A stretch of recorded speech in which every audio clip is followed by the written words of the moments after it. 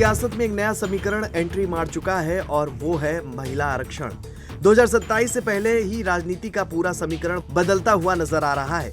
अब सवाल सिर्फ जाति या धर्म का नहीं बल्कि नारी वोट, नारी प्रतिनिधित्व का बन गया है। यूपी में 2027 विधानसभा चुनाव भले ही अभी दूर हो, लेकिन महिला आरक्षण बिल ने राजनीतिक दलों की रणनीति को भी अभी से झकझोर दिया है। संसद में पास हो चुके नारी शक्ति वंदन अधिनियम को अब संशोधन के जरिए 2029 से लागू करने की तैयारी की जा रही है, लेकिन इसका असर 2027 के यूपी चुनाव पर साफ दिखने लगा है, क्योंकि हर पार्टी समझ चुकी है कि आने वाले समय में महिलाओं की राजनीतिक हिस्सेदारी बढ़ने वाली है और जो अभी से तैयारी करेगा वही आगे बढ़ेगा। सबसे पहले बात बीजेपी की। बीजेपी इस मुद्दे को अपने सबसे बड़े राजनीतिक हथियार के तौर पर पेश कर रही है। प्रधानमंत्री नरेंद्र मोदी पहले ही इसे महिला सशक्तिकरण का ऐतिहासिक कदम बता चुके हैं।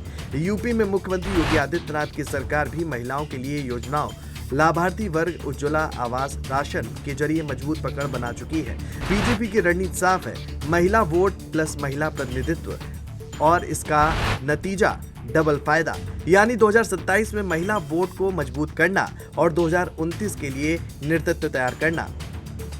अब समाजवादी पार्टी की बात करें तो अखिलेश यादव के सामने सबसे बड़ी चुनौती यही है कि वो इस नैरेटिव में खुद को कैसे फिट करें। सपा का पीडीए यानी कि पिछड़ा दलित अल्पसंख्यक फॉर्मूला अब महिला फैक्टर के बिना अधूरा दिख सकता है। ऐसे में पार्टी महिला उम्मीदवारों को ज्यादा मौके देने और सामाजिक न्याय के साथ जेंडर जस्टिस को जोड़ने की कोशिश कर सकती है। हालांकि सपा के लिए चुनौती ये भी है कि वो बीजेपी के महिला वोट बैंक में कैसे सेंध लगाए। वहीं बहुजन समाज पार्टी की स्थिति और दिलचस्प है। मायावती खुद एक मजबूत महिला नेतृत्व का चेहरा रही हैं, लेकिन पार्टी का जनाधार कमजोर हुआ है। अब महिला आरक्षण बसपा के लिए एक रीलॉन्च का मौका बन सकता है।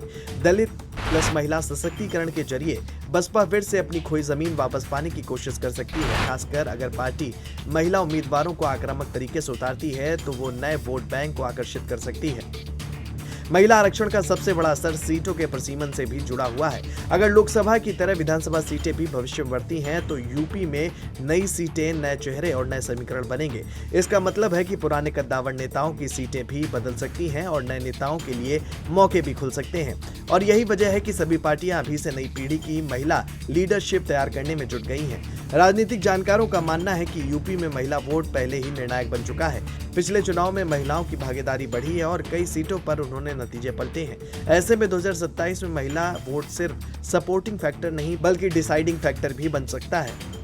कुल मिलाकर महिला आरक्षण बिल ने यूपी की राजनीति में एक नया अध्याय खोल दिया है। बीजेपी इसे अपने मजबूत एजेंडे के रूप में पेश कर रही है, सपा नई रणनीति बनाने में जुटी है और बसपा इसे वापसी के मौके के तौर पर देख रही है। अब 2027 का चुनाव सिर्फ जातीय समीकरणों पर नहीं बल्कि महिला शक्ति के इर्द गिर्द भी घूमेगा।